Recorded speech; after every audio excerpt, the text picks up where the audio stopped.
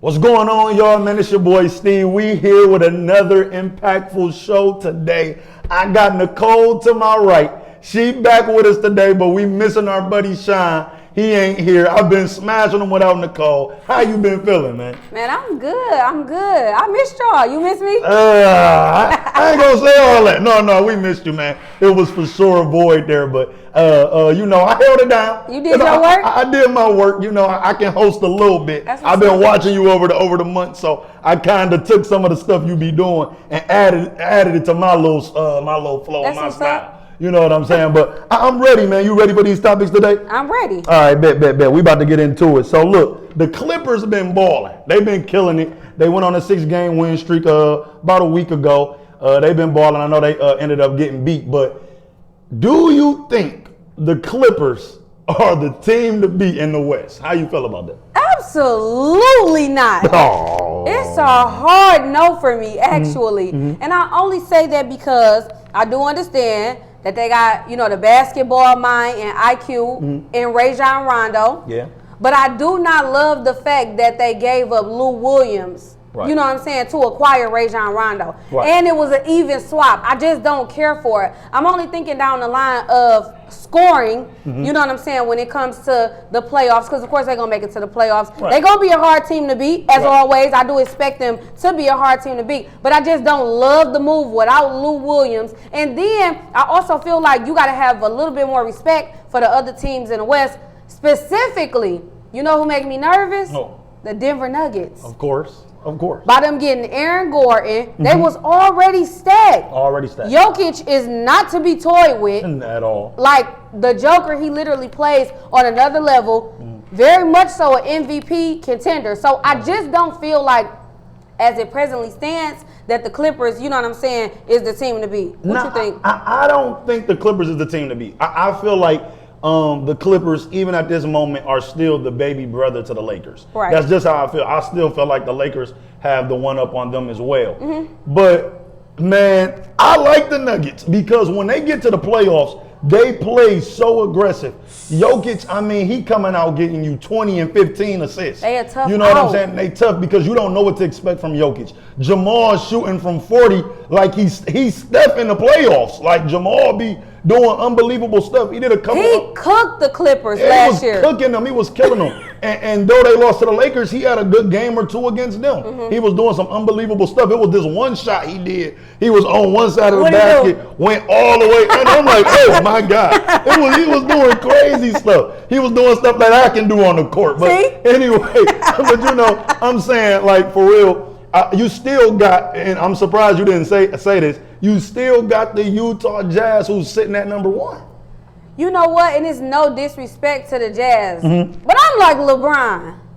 When we playing, when we playing 2K, we ain't picking Utah. I ain't picking Utah. Yeah, that's true. And that just is what it is. That's and don't get me wrong, from 3, because I literally had to, make myself watch the Utah Jazz, because I'm going to be honest, I don't like the Jazz colors.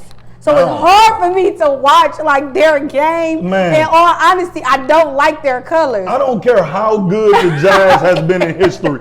They are a boring team. You can't watch them. Even the days of John Stockton and Karl Malone, it was literally basic basketball, pick and roll. That was it. You know what I'm saying? You can't really watch them. LeBron made the most valuable point that ever could have been made about them. And there was no shade. In 2K, I'm not going to pick the Utah Jazz. I don't care how great they are. I'm not picking them. You know what I'm saying? So I feel the same way. But what about your boy Devin Booker and the Phoenix Suns, though? Man, they going nuts. You know what I'm saying? They are on the heels of the Utah Jazz. One thing I was going to say about the Jazz is they very hard to guard from 3. Between Joe Ingles, Mike Conley, and Jordan Clarkson, they got that 3-point line so up. If you can't defend the 3, you really don't have a chance against the Jazz. And then moving on to the Phoenix Suns, they're going to be a tough out. It just says something about, I love this Devin Booker and Chris Paul marriage for real. Because it's just like youth has met leadership, and they done took off with it. DeAndre Ayton acting balling this year. I like Miles Bridges. I like Miles Bridges. The Phoenix Suns, and it's crazy because Shawn was bragging on them before the season. Remember, we were like, come on. I'm like, mix me with the Suns. I ain't gonna lie, man. But I think he got Devin Booker in his top 10. But Phoenix have been playing very good though. They have been playing very good. And like you said, it's the youth clashing into that wisdom, man, with CP3 and their connection with him. So it just looked good. They playing great basketball. So plot twist, and I don't want to take you off your game because you hosting today. You feel me? But if you had to pick right now, today, who you got coming out of the West right now today? I still got the Lakers. I mean, as much as I want to lean towards the Clippers, as much as I want to lean towards Denver, when LeBron come back, the NBA has always been, and history repeats itself, has always been about stories. LeBron, even if he's gonna wreak havoc. He's going to wreak, and when he come back, it's gonna be a different game. I can't lie about that. I can't deny it. Anthony Davis gonna come back, and he's going to feed off LeBron's energy. Yeah, they gonna come back balling. LeBron was literally having an MVP season, and now we don't even know if he's gonna win MVP because he's sitting out so many games. So I'm saying he coming back, and he coming back with a vengeance. So I gotta still roll with the Lakers. Who I'm scared of for the Lakers though is the Denver Nuggets, like you said. That's every playoff though, because Jokic come out in a different bag. We can't. And I feel the same way. I just in the West, I feel like, of course, barring injury, because at this point, they look depleted. Yeah, for sure. Even with them getting Andre Drummond in his first game, now you got a toe injury. It's like, come on. Like, give me a break. You feel what I'm saying? Yeah. However, if all three of them get healthy, and I ain't going to lie, I am a little bit nervous about Anthony Davis because he been out for a long time. Now, I don't know if it's caution or if they just got to, you know what I'm saying, been having to have him out, but... yeah, man, this is what's crazy about them. They are injury prone, but we got to jump to the East in this fact because there's another player in the East who was having an MVP season. He was having an MVP season just like LeBron. They went down around the same time. We didn't know who was going to win MVP out of LeBron James or Joel Embiid. And I got to ask you today, and I know you don't like talking about the East because you're a West fan. You like the West team. She like the Lakers. She like the Clippers. She like Phoenix, Utah. You know what I'm saying? She like all the West squad. But we got to jump to the East. The Philadelphia Sixers, man. How do you feel about them? They just dropped to the number 2 seed behind the Nets. And how do you feel about Joel Embiid MVP chances now that he's been sitting out just like LeBron and his team now aren't looking as good as they were with him on the court? So... I do feel like his MVP chances to win have diminished just a little bit. And that's only because his team still has won a nice amount of games for him to, be out. They did drop to second, but you got to think of it. The Nets just been on a roll.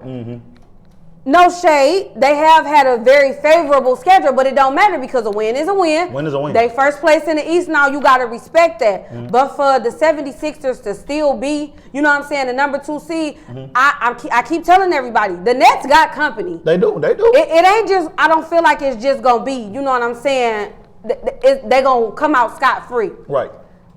So I do feel like his chances might have diminished to win MVP just a little bit. He did come back today against the Timberwolves. I know he on the minutes restriction, so I feel like we're going to see how he playing and what's going on, but I don't like him to win MVP anymore. Okay. He was having a crazy season though. Yeah. He was having a crazy season, and what blows my mind is that the 2 top players that was having in a sensational season, I can't believe they literally both went down and in the midst of like the same week and a half. I can't believe it. It was crazy. Joel was balling, Brian was balling, but I think, man, Philly falling to Brooklyn. I like Brooklyn, and the pieces that they picked up has been nuts. It's like, man, how many pieces do you need? You got all of these former All-Stars on one team. And what's crazy is even with the former All-Stars being on the team, and a lot of people, Brooklyn fans gonna say, man, Blake, Aldridge, you know what I'm saying? That's what they're gonna say. But here's the truth about that. The truth about even them being old, the truth is they still know how to win. They still have been superstars before. So what kills me about that is that I don't really know, because I know what you're saying. You saying like, man, Philly, they got company. They got Philly. They got Miami. You still got Milwaukee, which we're going to get there in a second. Okay. You know what I'm saying? You got a couple of these great teams, but, Brooklyn's so deep in this moment. And that's my only, you know what I'm saying, nod to Brooklyn as it relates to everybody else. Well, number one, you always got to factor in Kevin Durant. Let's be clear. You have to. Don't be disrespectful. Okay. You know, as much as I'm a LeBron fan, I'm not oblivious to the fact that it's still a Kevin Durant playing for the Brooklyn Nets, especially when he come back and he's well. You know what I'm saying? It's gonna be crazy. But the thing, I don't care what level these players are that they're acquiring. It's the depth that's gonna make that difference, and they got that now. Yeah, they deep. Yeah, they deep. They deep. Where I think the Nets might mess up at is their chemistry. I think it's gonna be the chemistry, not so much of them having a good roster, not so much of who gonna take the last shot, who gonna have the ball at the end. I think it's going to be the chemistry that has a play in that, because in the beginning of the season, even when they first acquired James, we were saying like, man, as good as they are, they don't have defense. Yeah. But at this moment, man, I don't know. But Joel coming back, man, I don't know how this MVP thing about to be. I don't know how it's going to turn out. It's crazy because LeBron and Joel were literally my picks. They literally both, to me, could have even been co-MVP of how great they both were balling. Like, what I feel like is, as far as the MVP, real sneaky, I feel like it's going to go to James Harden. Yeah, he been clowning. James Harden. But we're going to talk about that, because we're going to talk about that. All right, we can talk about that. We're going to stay in the East. I know you like the East. We got to stay in the East, though. We got to talk the Milwaukee Bucks, man. Are we literally looking over this team, man? Giannis been balling. I'll start this one off. Giannis still playing good. You know what I'm saying? They got Middleton over there. He looking good. The few games they were losing in the midst of the season, they were without Drew Holiday, who's a great defender, a great two-way player. But he's back. He playing good, man. Are we literally looking over them? I think we are, though. But the only reason I'm not going to push that statement so much is because when the Milwaukee Bucks get to the playoffs, they empty. Like, literally, you going to build that wall against Giannis. Middleton going to have a good game or two, but he's inconsistent. Exactly. Them having Drew, though, now instead of Bledsoe is literally one step higher, but it's not enough to me to beat Philly, to beat Brooklyn. I don't even think in a 7-game series for real, because now Miami have acquired Victor Oladipo. I don't think they can beat Miami in a 7-game series, because Lil Hero can go off any given night. Duncan can get hot and go off any given night. They got a good team. And Bam can get you 20 and 10. And then you still got that wisdom on their team in Iguodala, who's been to multiple championships. He's actually been to 6 straight, just like LeBron. So I'm saying, like, you got some players over there. I don't think they can beat them, not in a 7-game series. But I do think we're forgetting about how great this team has been in the last 3-4 years. I do think it's a little bit of disrespect going on with the Bucks, and I'm not sold on the Bucks in the playoffs, but that's only because, obviously, of how they've been getting bounced out of the playoffs. Sure. But what I do feel like this year, I do feel like it's going to be different, because I also love the fact that they got PJ Tucker. Exactly. I like the fact that because not only does that give you a little bit more scoring, but you got that toughness. Yeah. You know what I'm saying? You ain't just gonna just bounce PJ Tucker around and just bag him down. He a dog on defense. You know what I'm saying? And he I like him from the 3-point line too. And I also feel like Giannis has grown up just a little bit. Right. You know what I'm saying? Where I feel like he getting to a point where he understand I might have to produce. Yeah. Will he beat the 76ers? I don't know. Will he beat Brooklyn? I definitely don't know. Now, if he went against Miami again, I don't know if he gonna fall. If he will fall to that one is up in the but I'm just saying it's a great possibility with that. But this is my thing about this with even Giannis. Man, Giannis still producing those same MVP numbers he was putting up in the last 2 years. Why he not in the conversation? I feel like that's one of those situations where they've gotten a little bit bored, because there's really no reason for him not to be. His team is 3rd in the East. You know what I'm saying? Only behind the Nets and the 76ers.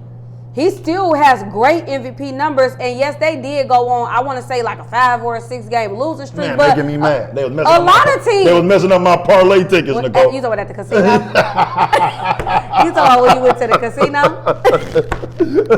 Yeah, they was messing me up a little bit, Nicole. But yeah, I like the Bucks. I do feel like it's a little bit of disrespect going on. It's for sure some slight going on in the MVP race, but it's a nice amount of legitimate MVPs this year, though. It is, though. I feel like, and I think it's like spoiled milk with James Harden. I mean, with Giannis and James too, for years. But I feel like we just like we used to it, man. Okay, we know you can get us 30, 10, and 8. Thank you. Thank you. It's a thank you factor, and we about to get somewhere with this in a minute too. But it's just like, man, okay, do something else. I need you to get me over the hump. I need you to get me over the hump, and I think that's what he needs to solidify his career, because Giannis is a great talent. Man, what? Man, I seen something on Facebook. I think it was about a year or two ago. It was talking about Giannis, and it was the comparison of him and LeBron as far as how young he is, and so much that he had did in a young career, as far as winning MVP back to back. Because LeBron had won in 09 and 2010. Mm-hmm. You know what I'm saying? It was the same thing. He closed out the decade and won in the decade in 19 and 20, just like Bron.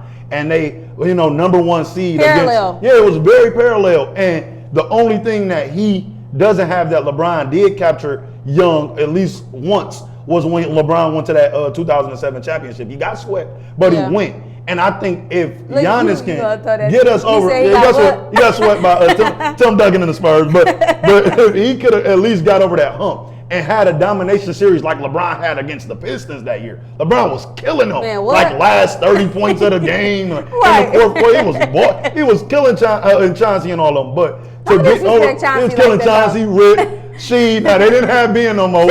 Chris Webber, Tayshaun, it was dogging Tayshaun. But I'm saying if Giannis could have at least a series like that to where he take over, I don't care about your wall. I'm coming through and I'm gonna dunk. I'm gonna be Giannis. Then I'll give him that respect that he deserves, that he even think he deserves. Giannis literally just came out, Nicole, I want to say like a day or two ago, and said, man, the NBA literally needs LeBron James. We're nothing without him.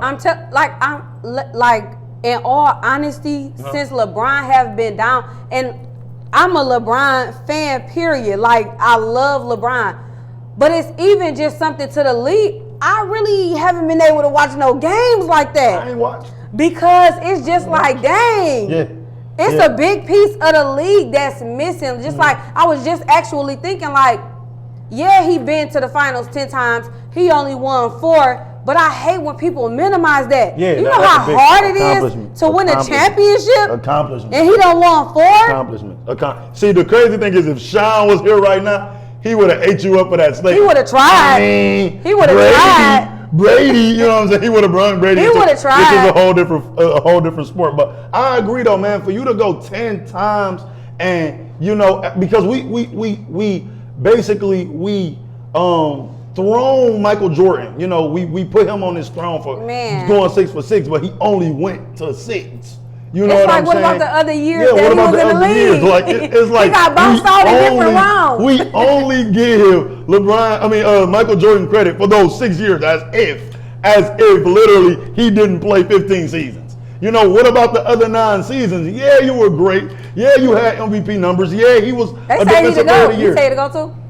He's my GOAT. I got Jordan at number 1. I can't lie. I got him at number 1. But it has very little to do with the 6 for 6 thing. That's not my argument. And I know we turned the corner. He's an animal. It was his fierceness. It was what he brought to the game.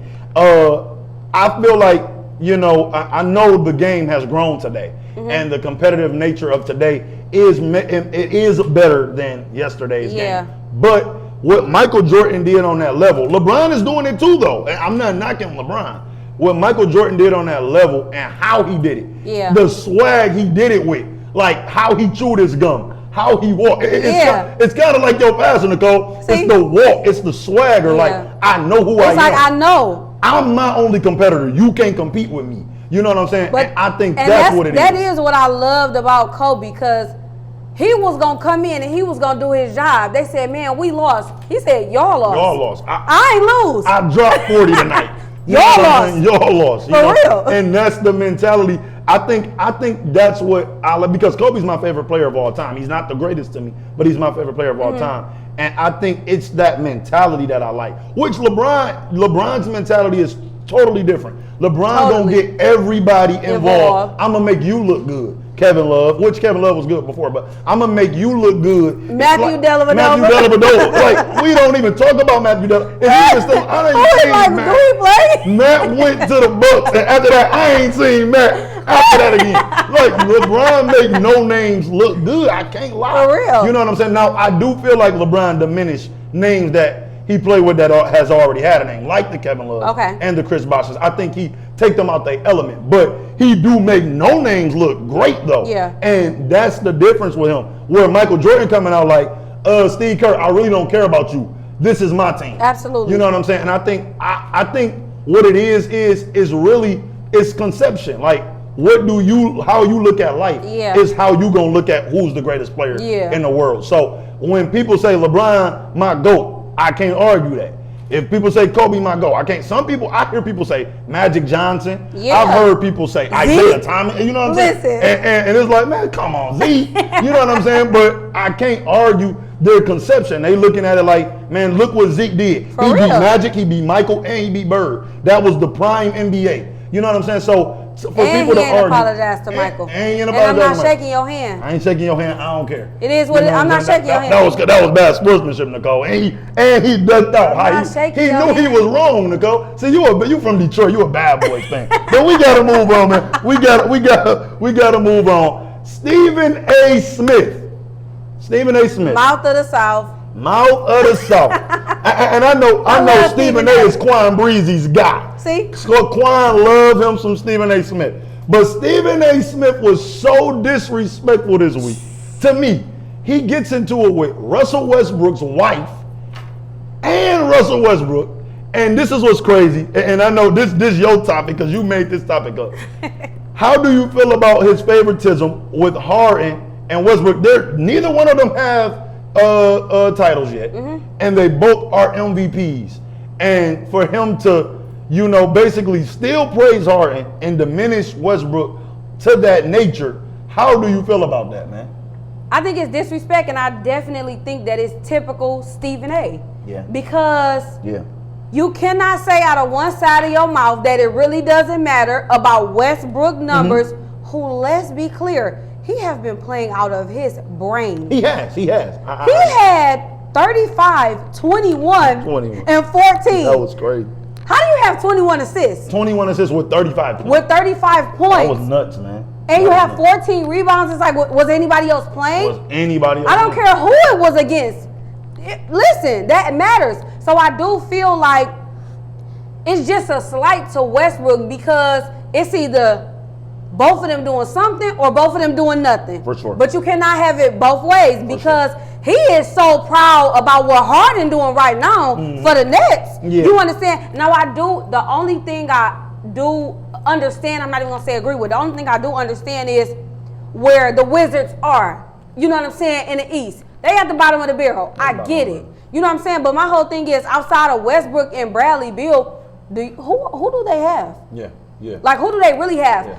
Harden has literally played with every single superstar that he has wanted to play with. Had the Golden State Warriors down at home. And could not get over the hump. Yeah. So I just feel like it's favoritism. He real happy, you know what I'm saying, that number one, I still got a problem with how Harden forced his way out of Houston. Yeah. I just don't like it. Yeah. I do feel like business is business. You gonna do what you gotta do, make your move. Okay, that's what's up. But for Stephen A to act like Westbrook, you know what I'm saying, not really doing nothing, but Harden doing everything, and he should be the MVP. I'm gonna say this, and I don't even think you knew this. Westbrook has actually been my favorite player because of how he plays, the energy he puts. I have never seen a player like this ever. You know what I'm saying? Especially, in my days of watching the NBA, who comes out every night and give literally 110%. Literally. Like, we hear it, but he literally every night, no matter who he's playing, 35 and 21. I'll get it on Detroit. I don't care who I'm playing. I get it on the Lakers. I don't care. You know what I'm saying? So this guy comes out and play 110% no matter who he's going against. And so he's been my favorite player for literally years. And of course, you know, he's fell short in the first round year after year. Then he goes to Houston, they fall short in the second round, but they're going against LeBron, you know, and Anthony Davis. My thing with Stephen A's statement, I don't agree because of how he diminishes the fact that he's getting a triple-double. That's still an accomplishment. Now, like we just said earlier in the show with Giannis, like, man, we used to it. We are used to it. Yeah. But it's still an accomplishment. You know what I'm saying? Giannis should always be a top 5 candidate for MVP as long as he's putting up them numbers automatically. And his team is winning. Again, though, with the Harden situation, Harden playing with Kevin Durant, Blake Griffin, LaMarcus Aldridge, DeAndre Jordan. And that is my only thing about him being as strongly considered for MVP. I do feel like, he have had to play games, you know what I'm saying, where the other 2 superstars were not on the floor. However, these is the people that's on your team. And if you're looking at the whole regular season, you got to take that into account because let's be clear. When Harden, Kyrie, and KD is all on the court, they don't really play well because they don't need all 3 of them. They don't. And what blows me about this situation, for real, is that how can we literally, Stephen A., how can we literally sit here and act as if what Westbrook is doing isn't against professionals? Like, I don't care who he does it against. You're playing the NBA. You're playing in the NBA against the best players in the world. Literally. So for us to sit here and say, he got 35, 20, and 14, but he did it against, you know what I'm saying, the Pistons, or he did it against who else at the bottom of the barrel? It's like, bro, we not on the street. We not playing street ball. They not playing against Reggie. We know Westbrook don't smash Reggie. Reggie can't hoop. But what I'm saying for real is this, though. He's playing against the best players in the world. So for the stuff that they're accomplishing, man, it's crazy, man. It's crazy. And my thing is, what Harden is doing, he's playing with all of these pieces. It doesn't matter who's sitting out that night. He still got 20 other pieces. Absolutely. This is the deepest thing. I thought I would never see a team this deep after Golden State. I'm not even going to lie. When Golden State had that squad, I'm like, it'll never be a team this beefed up like that. Brooklyn comes and they're deeper than that. And that's why I'm going to just say this. It is not on anybody else to win a championship this year. Nobody. It is championship or bust this year. They just put the most pressure on themselves. Ever. Like that, and that's just how I feel, because if anybody else would have did it flat out, just like last year, it really was on the Clippers to win the championship. They wet the bed. Because it was championship or bust for the Clippers last year. They were George said he said that it wasn't championship. You said y'all was gonna win the championship. Man, Kawhi sitting in the car with the king thing hanging. Like they were beefing up their season so much. They, you know what I'm saying, forget LeBron.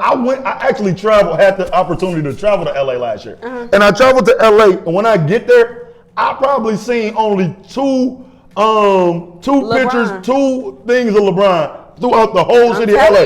I seen Kawhi Leonard everywhere. It was, now granted, Kobe was there a lot, and Nipsey, because you know the passing of them. But I literally seen Kawhi. If I ain't seen Kobe Bryant and Nipsey Hussle, it was Kawhi Leonard. I seen LeBron twice, and I seen Paul George a couple. The same amount of times I seen LeBron. That's what I'm saying. That's crazy. So for them to be who they say they were, it was championship or bust for sure. It was for the championship Clippers. or bust. But man, Brooklyn just put the most pressure on themselves. Oh, absolutely. Y'all have to win the championship.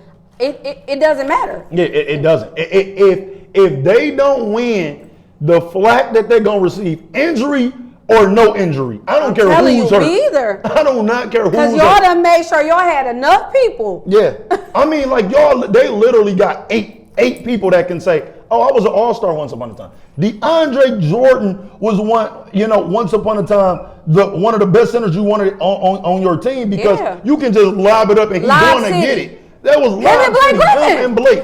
Now we reunite Lob City. You know what I'm saying? You got Kyrie, who can boogie and dance on anybody. One of the best scorers in our game. He's going to put you on skates. James Harden, arguably, probably one of the best scorers we've ever seen. Kevin Durant, who's, you know what I'm saying? I mean, we ain't assassin. He's 7 foot. He's the same height as Shaq. Don't forget about Joe Brown, who literally gets them almost 30 points every night from 3.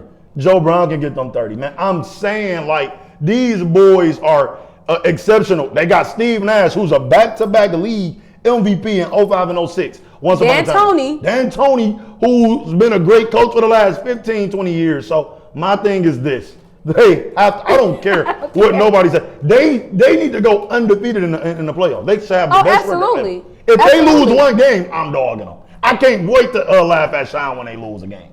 I cannot wait. I'm telling you. I cannot wait. Because what's going to be the excuse? It shouldn't be none. No team really offensively, the firepower that they have offensively is unreal. This is my question though, because I know you're a LeBron fan ago, and I gotta ask this: do you think that these teams? Because I see it a lot on social media.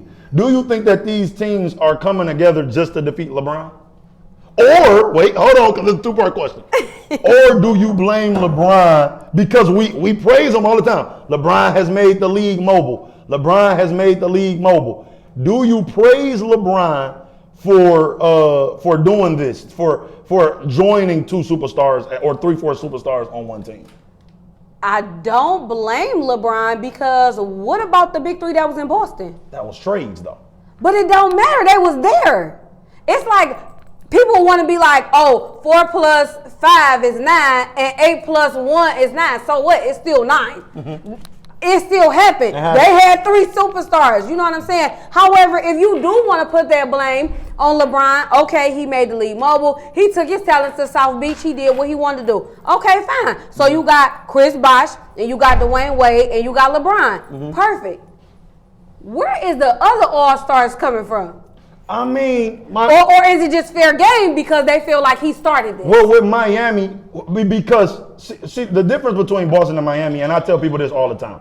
With Boston, though, I get what you're saying about the trade thing, but it wasn't like KG picked up his phone like, hey, Paul, I'm coming.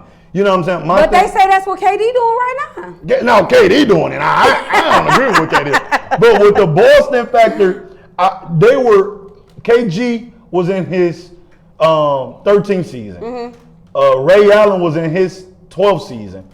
And blood. And see, he was still good. I mean, his game can go on for years. Yeah. And Paul Pierce, I believe he was in his 10th season. Mm-hmm. But when LeBron, Chris Bosh, and D Wade did it, they were all still like in their 7th or 8th season. So I feel like they were a little older. They were in their double-digit seasons, while they were a couple years before they even reached 10 seasons. So I think that was the difference. They were like literally in the midst of their prime.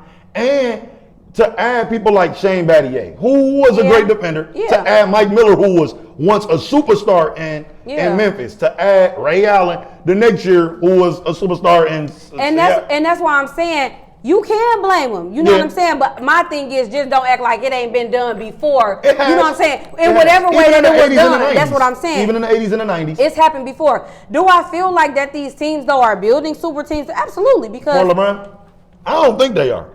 How? I just think that's the game we live in. I think LeBron created that mold, and I think that's just the game we live in today. But I don't like it though. But I feel like if you look at the Golden State Warriors, that was built for LeBron. That for sure was built for LeBron. I don't think Brooklyn is though. I don't think Brooklyn is. I don't think initially Brooklyn was, but I feel like, oh wait, he in his 18th season, he's still doing all this.